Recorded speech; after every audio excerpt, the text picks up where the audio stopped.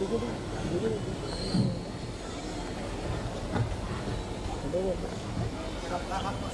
چلو آگے چلو آگے دو الفاتحة إلى حضرة روح النبي صلى الله عليه وسلم وآله الكرام وصحابته العظام وأولياء أمته ذوي الفخام.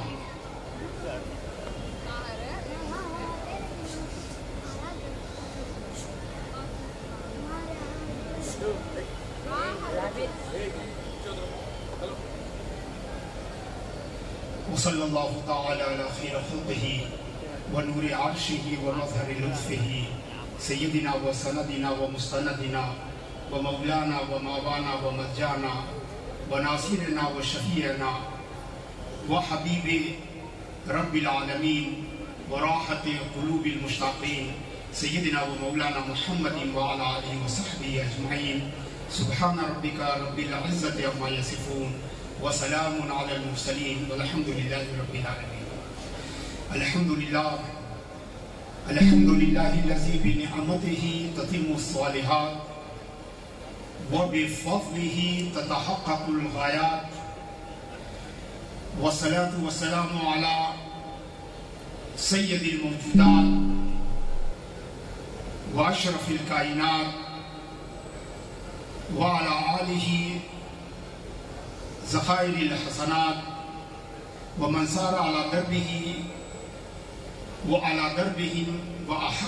وأحبهم إلى يوم الميقات. أما بعد فأعوذ بالله من الشيطان الرجيم. بسم الله الرحمن الرحيم. وليعفوا وليصفحوا ألا تحبون أن يغفر الله لكم. صدق الله العظيم وبلغنا رسوله النبي الأمي الكريم ونحن على ذلك لمن الشاهدين والشاكرين والحمد لله رب العالمین. حضرات گرامی، سب سے پہلے میں دل کی گہرائیوں کے ساتھ شہزادہ خانوادہ موسویہ فضیلت مآب اعز الارشد اخی العزیز حضرت مولانا سید شاہ علی پاشا قادری موسوی کاظمی حفظہ اللہ ورعاہ کا شکریہ ادا کرتا ہوں، جنہوں نے اس روحانی علمی دینی محفل میں مجھے مدعو کیا، اور میرے لیے یہ بے حد سعادت کی بات ہے کہ میں اس خانقاہ میں حاضر ہوں اور اپنے بیان سے آپ کے علم میں کچھ اضافہ کر سکوں. حضرات گرامی، یہ اولیاء اللہ کے یہ آستانے ہمارے لیے اس لیے عزیز ہیں کہ اللہ تعالیٰ نے ہمیں اپنے دین سے واقف کرانے میں ان کو ذریعہ بنایا ہے. ان کے ذریعے ہمیں دین ملا ہے، ان کے ذریعے ہمیں اللہ کی معرفت ملی ہے، ان کے ذریعے ہمیں جناب محمد رسول اللہ صلی اللہ علیہ وسلم کی سیرت اور شریعت ملی ہے. یہ دین پھیلانے والے ہیں، دین پھیلانے والے ہیں. اگر آپ دیکھیں تو ہم اہل سنت والجماعت دین کے لیے ان کی یاد مناتے ہیں. اگر ہم اولیاء کا عرس مناتے ہیں تو دین کے لیے مناتے ہیں، کیونکہ ان کے ذریعے دین ہم تک پہنچا ہے. جیسے ہم نبی کی میلاد اس لیے مناتے ہیں کہ نبی دین لانے والے ہیں. ہم شہدائے کربلا کی مجالس اس لیے منعقد کرتے ہیں کہ وہ دین بچانے والے ہیں، اور وہ دین بچانے والے ہیں. اور اولیاء اللہ کے آراس اس لیے کرتے ہیں کہ وہ دین پھیلانے والے ہیں. ہمیں انہی تینوں وسائل سے دین ملا ہے. اگر دین لانے والا نہ ہوتا تو ہمیں دین نہیں ملتا، اگر دین بچانے والا نہیں ہوتا تو ہمیں دین نہیں ملتا، اور اگر دین پھیلانے والا نہیں ہوتا تو ہمیں دین نہیں ملتا. تو جسے دین چاہیے اسے ایک دین لانے والا چاہیے، ایک دین بچانے والا چاہیے، اور ایک دین پھیلانے والا چاہیے. ہم دین لانے والے کا میلاد مناتے ہیں، دین بچانے والے کی مجلس منعقد کرتے ہیں اور دین پھیلانے والوں کا عرس منعقد کرتے ہیں۔ تو عزیزان گرامی، پتہ چلا کہ ہم اہل سنت والجماعت سارے پروگرام کو چھوڑ کر انہی تینوں پروگرام پر کیوں توجہ دیتے ہیں؟ یا تو میلاد مناتے ہیں، یا مجلس شہداء کربلا منعقد کرتے ہیں، یا اولیاء اللہ کے آراس منعقد کرتے ہیں، چونکہ ہمیں دین انہی تین وسائل سے ملا ہے، انہی تین ذرائع سے ہمیں دین ملا ہے، نہ چوتھا کوئی ذریعہ ہے اور نہ ہم اہل سنت کے پاس چوتھا کوئی پروگرام ہے۔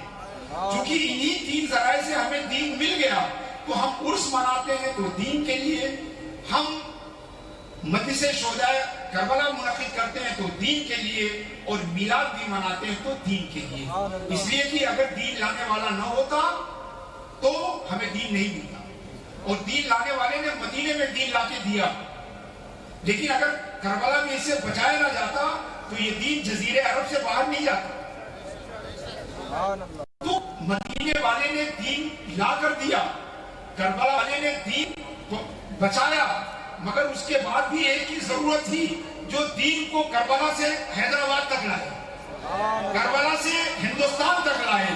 تو اولیاء اللہ دین پھیلانے والے ہیں، جس طرح نبی کریم صلی اللہ علیہ وسلم دین لانے والے ہیں، اور شہداء جو ہے دین بچانے والے ہیں۔ اسی لیے ہم اہل سنت والجماعت یہی تین پروگرام کرتے ہیں۔ مگر عزیزان گرامی، جتنا اہم اولیاء اللہ کے آراس کو منانا ہے، اتنا ہی اہم، بلکہ اس سے زیادہ اہم ان کے پیغام کو دوسروں تک پہنچانا بھی ہے، ان کے پیغام پر عمل کرنا بھی ہے، ان کے پیغام کو پھیلانا بھی ہے، ان کے پیغام کی نشر و اشاعت کرنا ہے۔ حضرات گرامی، یہ خانقاہیں، یہ صوفیاء کرام، یہ ہمیں اللہ کے لیے جینا سکھاتے ہیں۔ توجہ چاہوں گا، اللہ کے لیے جینا سکھاتے ہیں۔ آپ نے اللہ کے لیے مرنے کی بات سنی ہوگی، مگر اللہ کے یہ صوفیاء اللہ کے لیے جینا سکھاتے ہیں۔ اور مجھے کہنے دیجئے کہ اللہ کے لیے مرنا آسان ہے، مگر اللہ کے لیے جینا مشکل ہے۔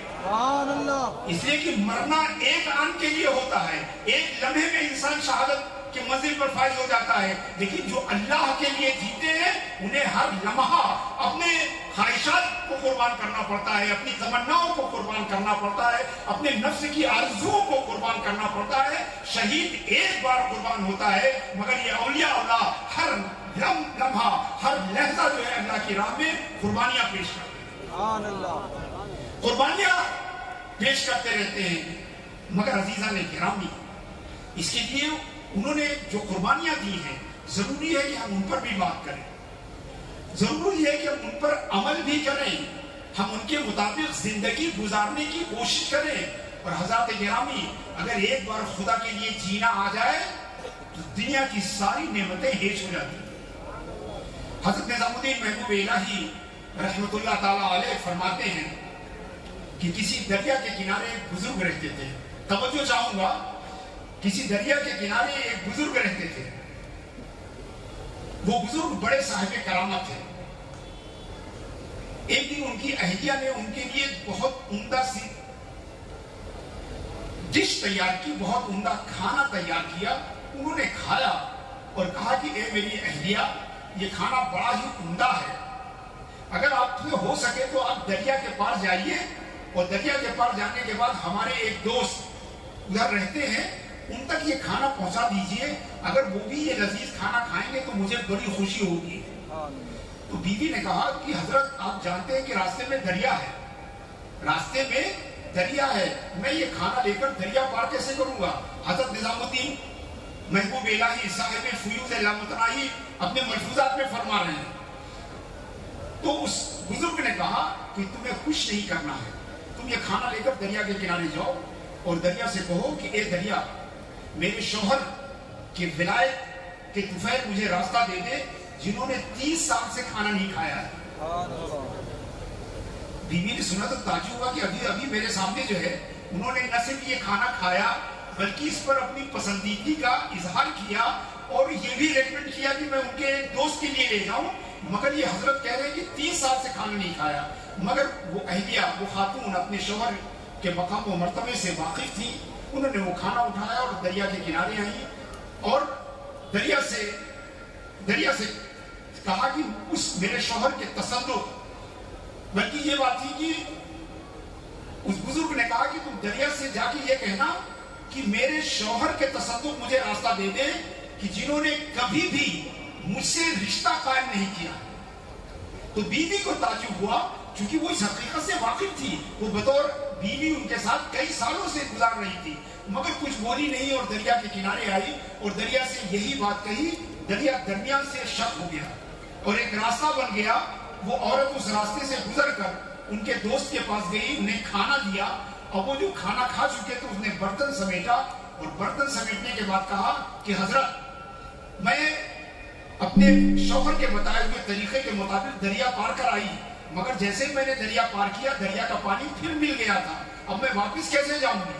تو اس بزرگ نے کہا جاؤ، تمہارے شوہر نے یہ کہا تھا کہ ان کے تصدق تمہیں راستہ دے دیا جائے کہ انہوں نے کبھی تم سے کوئی رشتہ قائم نہیں کیا۔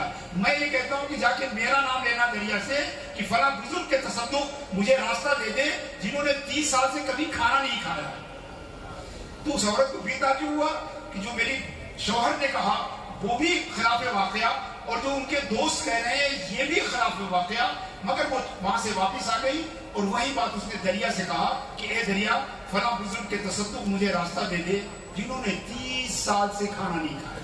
اور دریا پھر شک ہو گیا، پھر راستہ بن گیا۔ وہ پھر اس سے گزر کر اپنے شوہر کے پاس آئی، مگر اس وقت تک اس کا سر جو ہے وہ درد کی شدت سے پھٹنے لگا۔ اس نے آ کے شوہر سے کہا مجھے بتائیے کہ یہ ماجرا کیا ہے؟ آپ نے جو کہا وہ بھی خلاف واقعہ ہے، میں جانتی ہوں، اور جو آپ کے دوست نے کہا وہ بھی خلاف واقعہ، انہوں نے میرے سامنے ہی کھانا کھایا اور اس کے بعد کہا کہ 30 سال سے کبھی کھانا نہیں کھایا۔ تو ان کے شوہر نے بتایا کہ سنو، کھانا کھانے اور کھانے میں فرق ہے، دنیا سے رشتہ بنانے اور بنانے میں فرق ہے۔ ہم نے تم سے کبھی کوئی رشتہ اپنے نفس کے لیے نہیں کیا بلکہ اللہ کی رضا کے لیے کیا، اور میرے دوست نے کبھی کوئی چیز اپنے حلق میں نہیں ڈالی مگر صرف اللہ کے رضا کے لیے ڈالی۔ تو انسان جب اللہ کے لیے جیتا ہے تو اس کا کھانا کھانا نہیں ہوتا، اس کی دنیا داری نہیں ہوتی۔ تو عزیزان گرامی، یہ خانقاہیں ہمیں اللہ کے لیے جینا سکھاتی ہیں، اللہ کے لیے ہمیں جینا سکھاتی ہیں۔ تو ضروری ہے کہ ہم یہاں کے پیغام کو، یہاں کی میسج کو لے کر جائیں، اس پر عمل کرنے کی کوشش کریں، حضرت گرامی، اولیاء اللہ کے پیغام میں سے ایک اہم پیغام ہے عفو درگزری، اور یہ پیغام کوئی اولیاء اللہ کا اپنا نہیں ہے، کتاب و سنت سے ماخوذ ہے۔ شاید چند احکام ایسے ہوں گے قرآن میں جس پر قرآن نے اتنا امفسائز کیا ہے، اتنا زور دیا ہے، جتنا کہ عفو درگزری پر دیا ہے۔ اللہ فرماتا ہے وَلْيَعْفُوا وَلْيَصْفَحُوا أَلَا تُحِبُّونَ أَن يَغْفِرَ اللَّهُ لَكُمْ۔ چاہیے کہ تم لوگوں کو معاف کرو، توجہ سے سنیے گا، لوگوں کو معاف کرو، چاہیے کہ تم لوگوں سے درگزر کرو۔ أَلَا تُحِبُّونَ أَن يَغْفِرَ اللَّهُ لَكُمْ، کیا تم نہیں چاہتے ہو کہ اللہ تمہیں معاف کر دے؟ حضرات گرامی، ذرا الفاظ کا تیور دیکھیے، اللہ فرما رہا ہے کہ تم لوگوں کو معاف کرو، لوگوں سے درگزری کرو، کیا تم نہیں چاہتے ہو کہ اللہ تمہیں معاف کر دے؟ سیدھا سا مطلب ہے کہ اگر آپ لوگوں کو معاف کریں گے تو اللہ آپ کو معاف کرے گا۔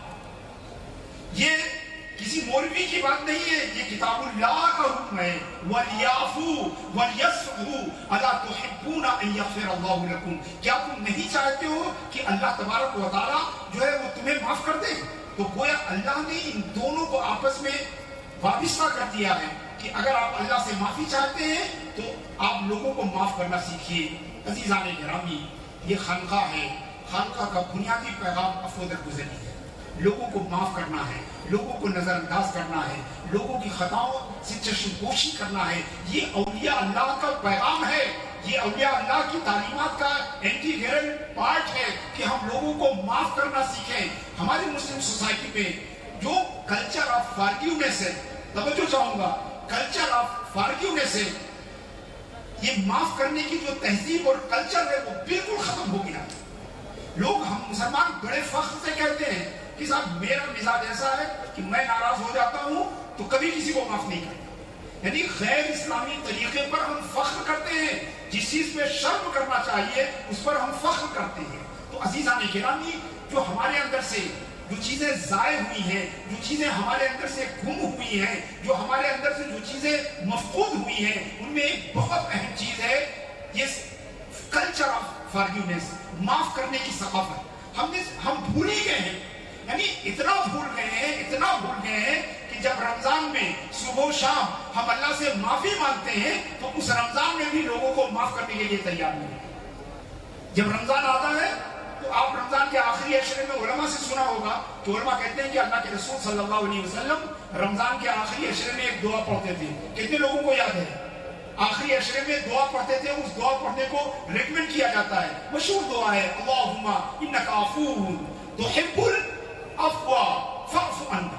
اے اللہ تو سراپا عفو درگزری ہے، تو سراپا عفو درگزری ہے، یعنی اللہ رب العزت کا نام ہے عفو۔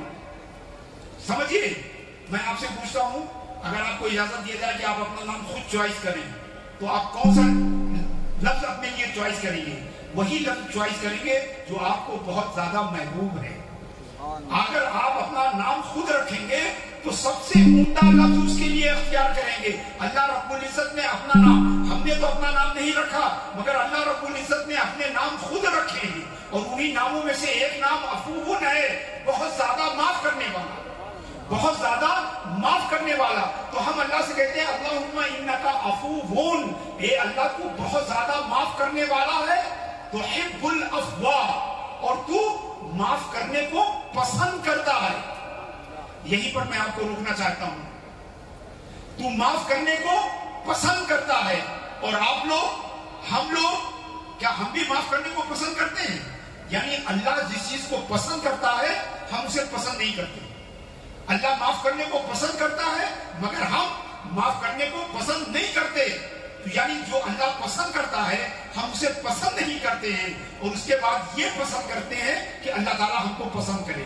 ارے اللہ آپ کو جب پسند کرے گا جب آپ اللہ کی پسند کو اپنی پسند بنائیں گے، جب آپ لوگوں کو معاف کرنا سیکھیں گے، فاعف عنی، تب جا کے آپ کو یہ حق پہنچتا ہے کہ آپ دعا کریں کہ اے اللہ مجھے معاف کر دے۔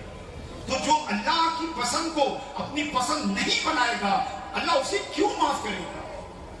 تو عزیزان گرامی، عفو درگزری یہ اسلام کی بڑی بنیادی تعلیم ہے کہ لوگوں کو معاف کرنا سیکھیے۔ اور آپ دیکھیں یہ آیت کریمہ جو ہے، میں اہل علم کی توجہ چاہوں گا کہ یہ آیت کریمہ سیدنا صدیق اکبر رضی اللہ تعالیٰ عنہ کے بارے میں نازل ہوئی۔ حضرت صدیق اکبر کے بارے میں اس سے اس حکم کی اہمیت کو سمجھیے کہ سیدنا صدیق اکبر کے بارے میں نازل ہوئی۔ حضرت صدیق اکبر کے ایک خالازاد بھائی تھے جن کا نام مصطح بن اثاثہ تھا، بے حد غریب تھے، نادار تھے، فقیر تھے۔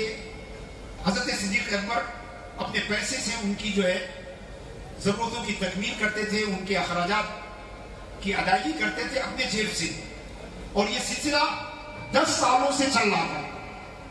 مگر جب سیدہ عائشہ صدیقہ رضی اللہ تعالیٰ عنہ پر قذف لگایا منافقین نے، تو حضرت صدیق اکبر کے یہ بھائی یہ بھی منافقین کے ساتھ لگ گئے۔ جب حضرت صدیق اکبر کو پتا چلا کہ مصطح بھی الزام لگانے والوں میں ہیں، قذف کرنے والوں میں ہیں، تو آپ کو بڑی تکلیف پہنچی۔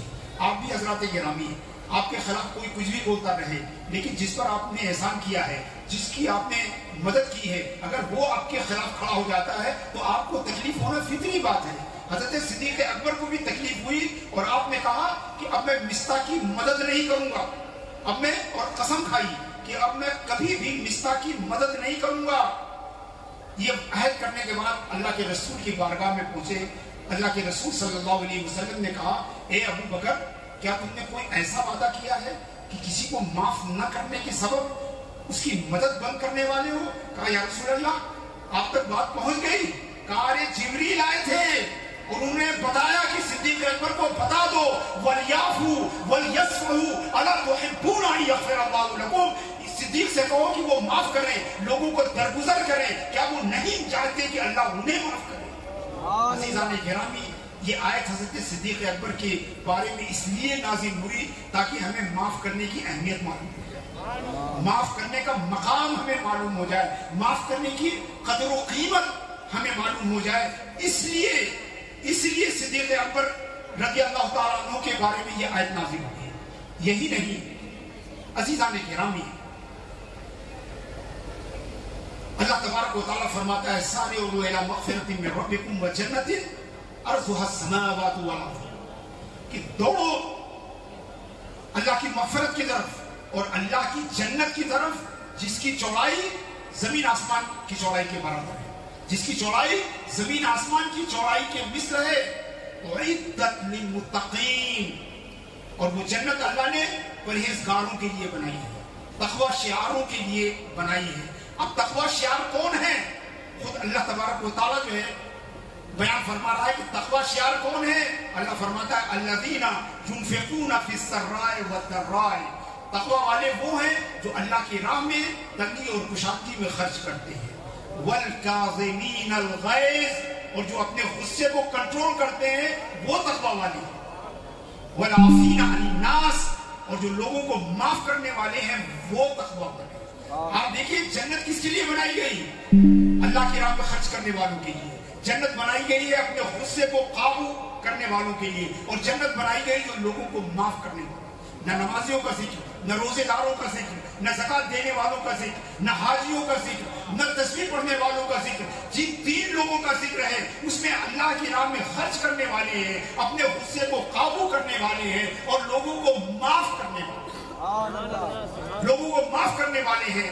طبقات ابن سعد میں امام حسن رضی اللہ تعالیٰ عنہ کا واقعہ ہے کہ اپنے ایام خلافت میں آپ باہر کے وفود کے ساتھ بیٹھے ہوئے تھے. ایک خادمہ کھانے کا خوان لے کر آئی، کھانے کا برتن لے کر آئی، اور لانے کے بعد جیسے ہی وہ حضرت امام حسن کے قریب پہنچی اس کا پیر کپڑوں میں الجھ گیا اور وہ سارا شوربہ جو ہے مہمانوں کے اوپر گر گیا، سارا شوربہ مہمانوں کے کپڑے پر گر گیا. حضرت امام حسن رضی اللہ تعالیٰ عنہ کے چہرے پر بشری تقاضے سے تھوڑی ناگواری کی لہر آئی، تھوڑی ناگواری کی لہر آئی. مگر وہ خادمہ بھی حضرت علی کے گھر کی پروردہ تھی. اس نے جیسے ہی امام حسن کے چہرے پر ناگواری کا اثر دیکھا اس نے کہا اعوذ باللہ من الشیطان الرجیم والکاظمین الغیظ. کاظمین الغیظ.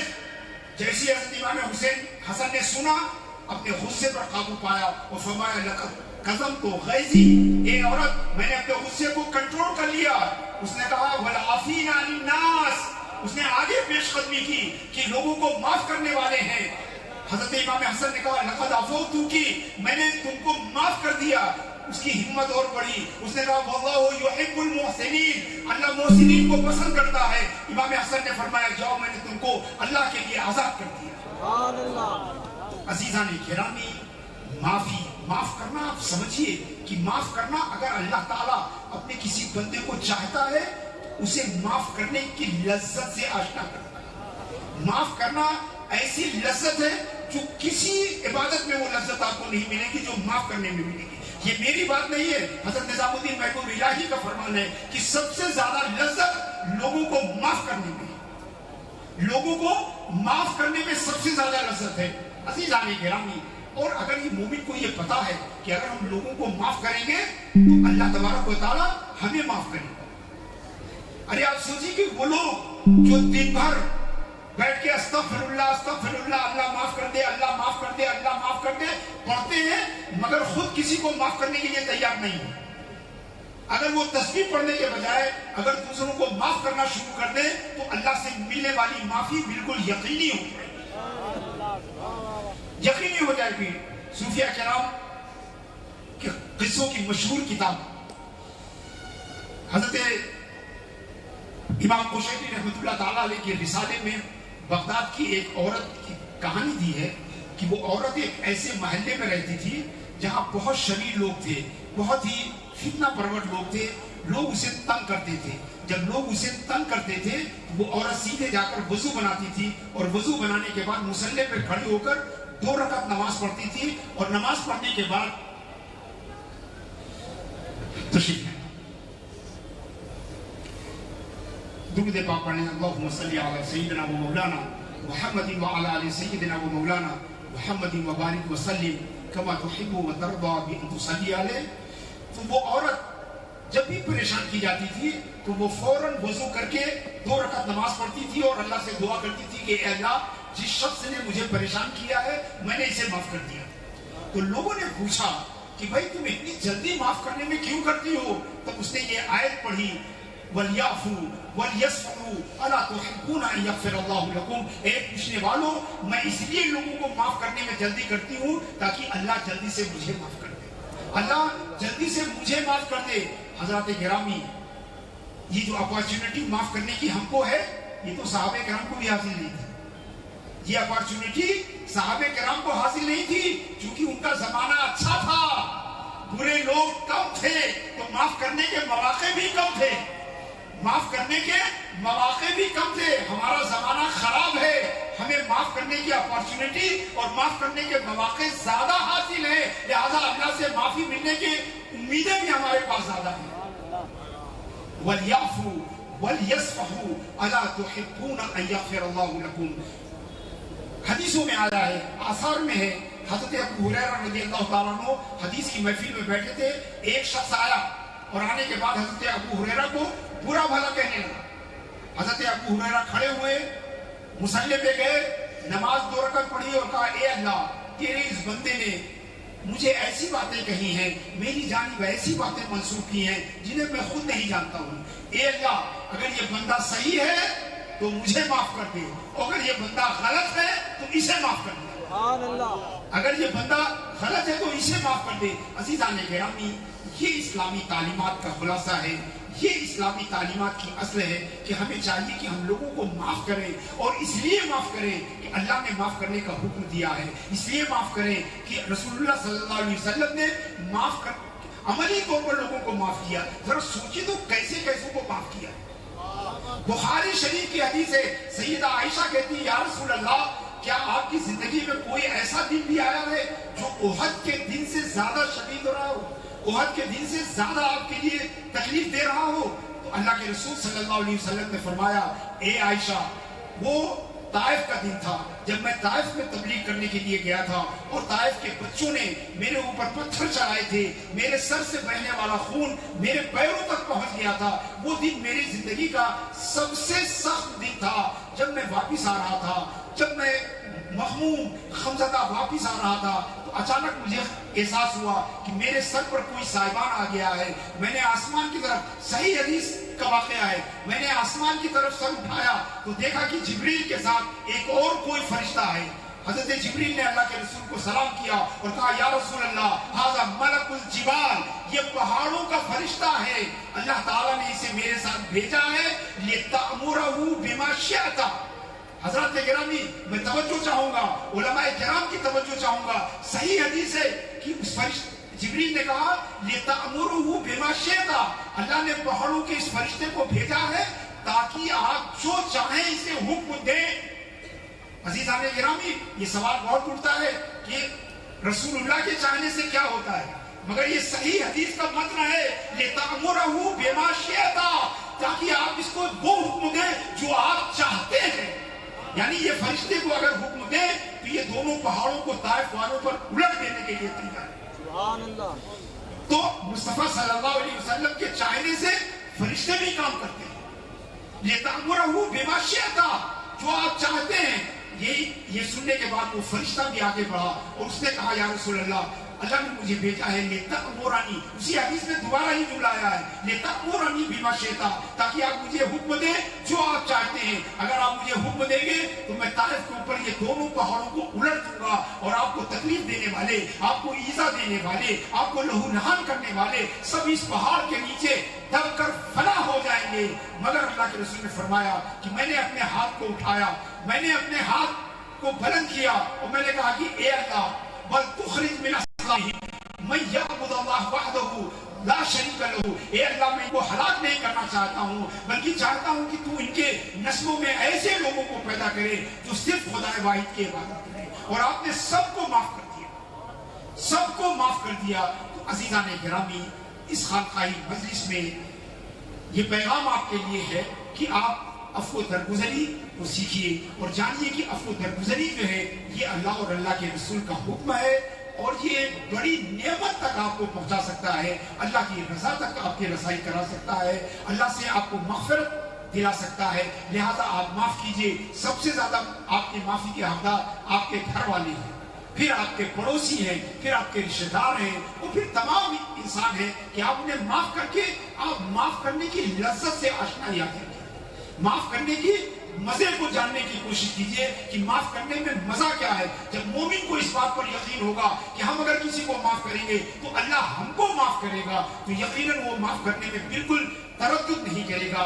मौला तबारक व तआला हम सबको ये तौफीक दे कि हम खानकाई निज़ाम को अख्तियार करें, हम खानकाई निज़ाम को अपनी जिंदगी का हिस्सा बनाएं, खानकाई निज़ाम की तजवीज़ और इरशाद की हम कोशिश करें और खानकाई निज़ाम के मुताबिक अपनी जिंदगी को गुजारने की जद्दोजहद करें। मौला तबारक व तआला इस सिलसिले के बुजुर्गों के तुफैल हम सब पर अपना फज़्ल करम फरमाए और हम सबको सूफिया किराम के नक्शे कदम पर चलने की तौफीक अता फरमाए। व सल्लल्लाहु तआला अला खैर खल्क़िही सय्यदिना व मौलाना व हबीबिना मुहम्मद व अला आलिहि व सहबिही अजमईन। अल्लाहुम्मा जअलना मिनल लज़ीना यस्तमिऊना अल-क़ौल फयत्तबिऊना अहसना व ला तजअलना मिनल लज़ीना ज़ल्ला सअयुहुम फ़िल हयातिद दुनिया वहुम यहसबूना अन्नहुम युहसिनूना सुन्ना। अस्सलामु अलैकुम व रहमतुल्लाहि व बरकातुहू।